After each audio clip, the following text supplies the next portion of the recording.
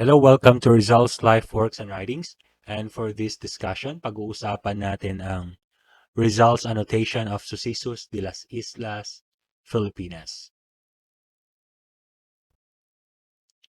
So the objectives for today's discussion are as follows. First, to analyze Rizal's idea on how to rewrite Philippine history. And second, to compare and contrast Rizal and Morga's different views about Filipinos and Philippine culture.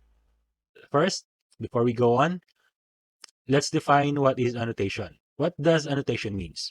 Annotation is a note of explanation or comment added to a text or diagram. Please do keep in mind about this throughout our discussion. Kasi dito lang umiikot yung topic natin. May isang book ang nagkaroon ng commentary sa José Rizal. Okay? It's like in today's time, reaction video sa YouTube. Ganun yung annotation. So the meaning of Sucesos de las Islas Filipinas. Las Islas Filipinas means the Philippine Islands in English and was named in honor of King Philip II of Spain. Okay. So ang Philippines nanggaling sa pangalan na King Philip.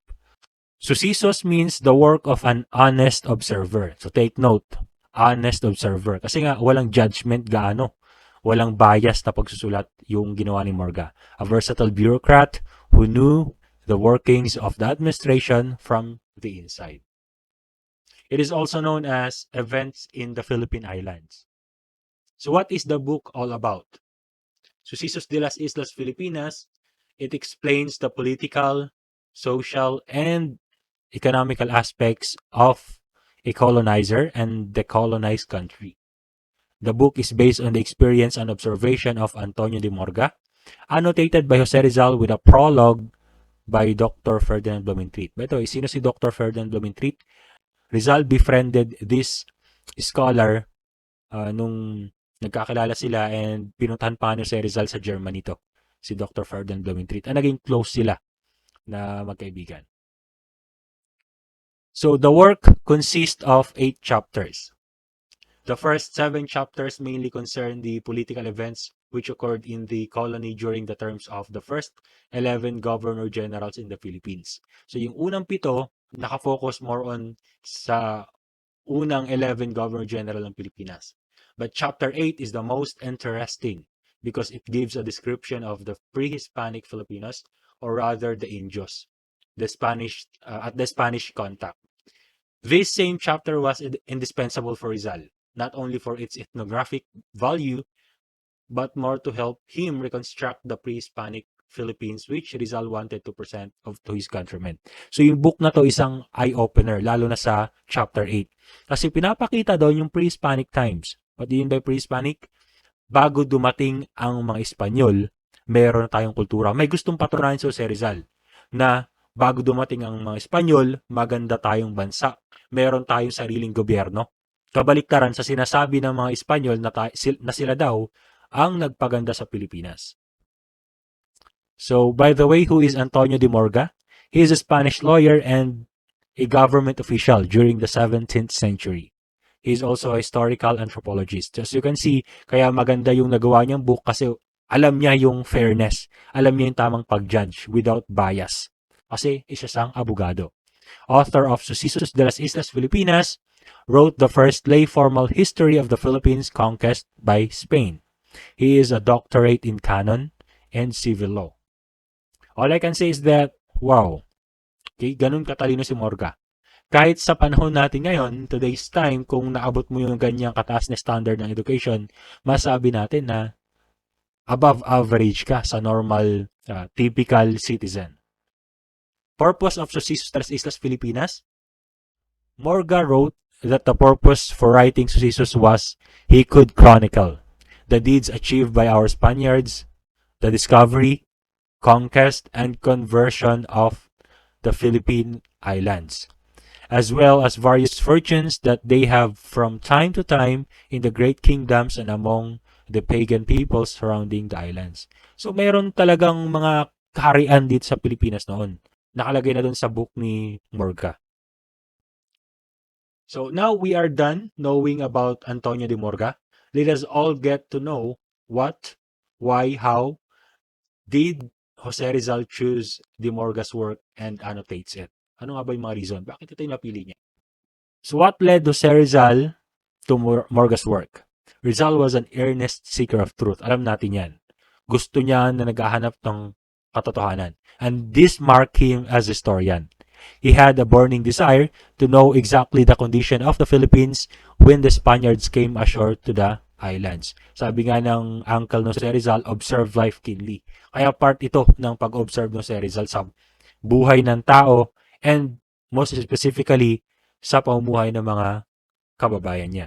His theory was that the country was economically self-sufficient and prosperous. Ang teorya ni José Rizal, sinasabi niya, bago dumating ang mga Espanyol, mas mayaman daw tayo. Entertained the idea that it had a lively and vigorous community. He believed that the conquest of the Spaniards contributed in part to the decline of the Philippines' rich traditions and culture. Kabaliktaran sa sinasabi ng mga Spaniards, yung book na mga pinapublish nila, kung hindi dahil daw sa kanila, hindi gagandang Pilipinas. Kung hindi daw dahil sa mga Espanyol, hindi magkakaroon ng gobyernong Pilipinas. Pero sa José Rizal, sinasabi niya na nung dumating kayo, lalong pumangit yung bansa namin. Lalong naging paurong yung sistema. Yun ang pinaniniwalaan ng José Rizal. So, he then decided to undertake the annotation of Antonio de Morga's Sucesos de las Islas Filipinas. His personal friendship with Ferdinand Blumentritt provided the inspiration for doing a new edition of Morga's Sucesos. So, dalawa yung naging yung nagawa no sa Rizal, devoting 4 months research and writing and almost a year to get his manuscript published in Paris in January 1890. Rizal decided to publish the Sucesos de las Islas Filipinas himself. So, talagang nilaban niya na dapat may limbag tong annotation ko. Yun ang sinabi ni Rizal. By the end of September 1889, he had brought the manuscript to Paris, where printing costs were lower than in London. So, lumipat siya sa Paris kasi mas mura yung pag-print sa Paris compared to London, and sent a letter to Blumentritt requesting him to write an introduction to the book. So, ganun ka-close yung dalawang scholar na to, Rizal and Blumentritt. Why José Rizal choose Morga's work? So here are the following. Rizal felt Morga to be more objective than the religious writers, those whose account included many miracle stories.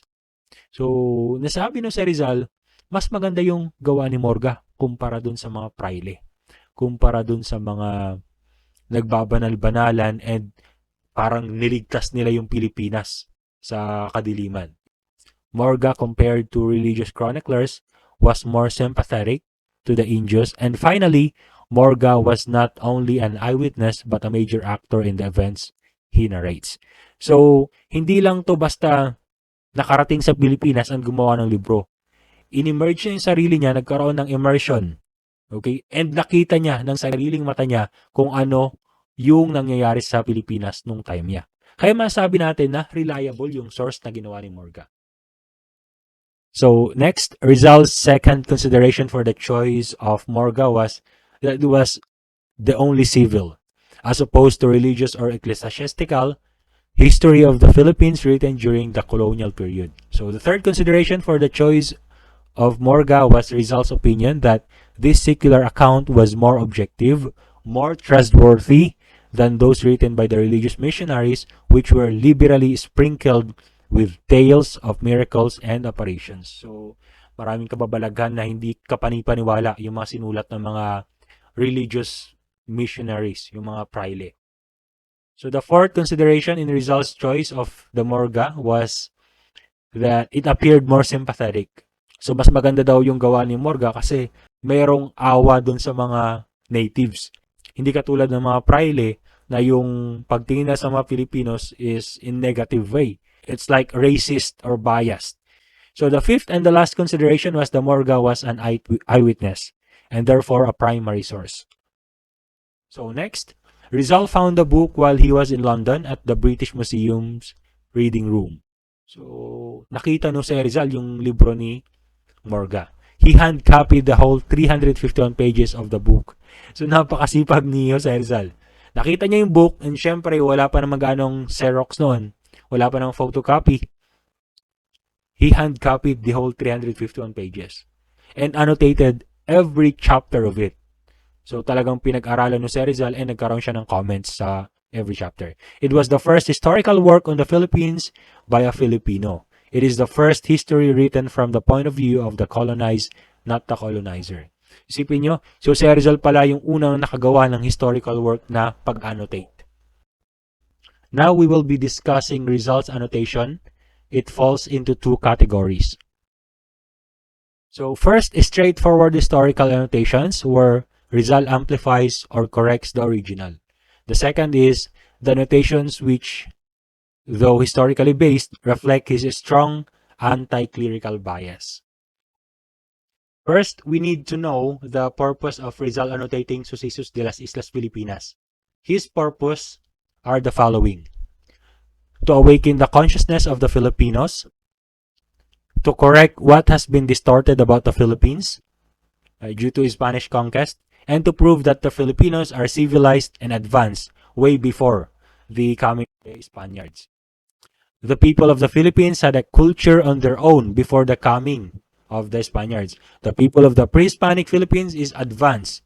Filipinos were decimated, demoralized, exploited, and ruined by the Spanish colonization. The present state of the Philippines was not necessarily superior to its past. Yan ang gustong patunayan ni José Rizal na kapalpakan ang nangyari nung dumating ang mga Espanyol at hindi pinaunlad ang Pilipinas. In his annotation, he included the colonial history of the Philippines being in prolonged periods of suffering that many people have been subjected to.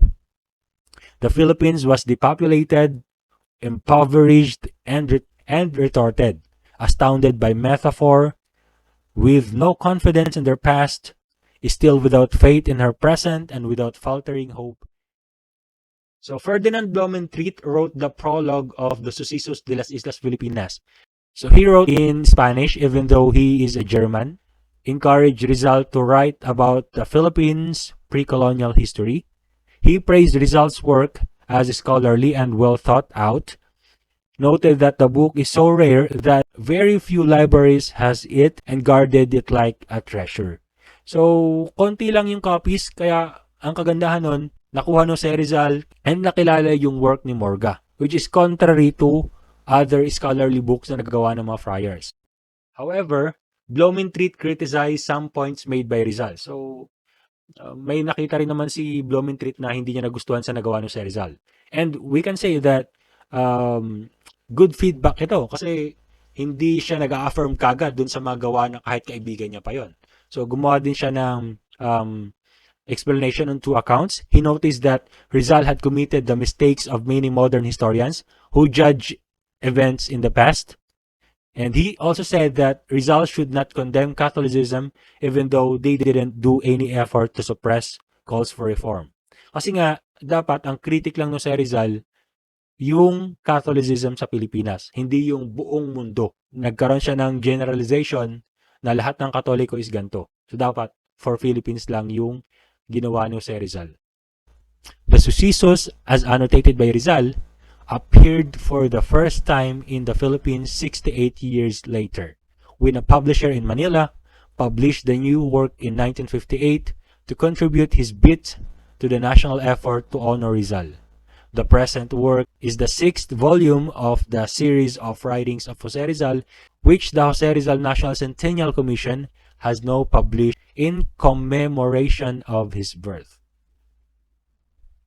So according to José Rizal, to foretell the destiny of a nation, it is necessary to open the books that tell of her past. So lagi natin naririnig ko José Rizal yung kasabihan na ang taong di marunong lumingon sa pinanggalingan ay di makararating sa paroroonan. So tama nga naman, dapat mahalaga natin yung nakaraan para makilala ang ating sarili. Pero meron din ako sariling pananaw regarding dito. So may mga scholars ka na nagsasabi na paano ka uusad sa iyong kinabukasan kung nakakulong ka sa iyong nakaraan? Kailangan mong kalimutan ang nakaraan at mag-focus para sa iyong kinabukasan. So, lagi na lang natin binabanggit na yung nakaraan, pero mas importante ang kinabukasan. Kasi nga, ito yung paparating pa lang. Ang nakaraan, hindi mo na mababalikan. Pero merong isang rapper, he is from Mindanao, he said that respect the past to build the future and always mind now. Mas importante ang kasalukuyan. Dahil ang kasalukuyan, hawak mo. Pwede mong kontrolin kung ano ang magiging kinabukasan. Ang nakaraan, hindi mo na pwedeng balikan. Ang kinabukasan, papalapit pa lang. At para mapaganda ang kinabukasan, kontrolin mo ng maayos ang iyong kasalukuyan. Have a nice day, everyone.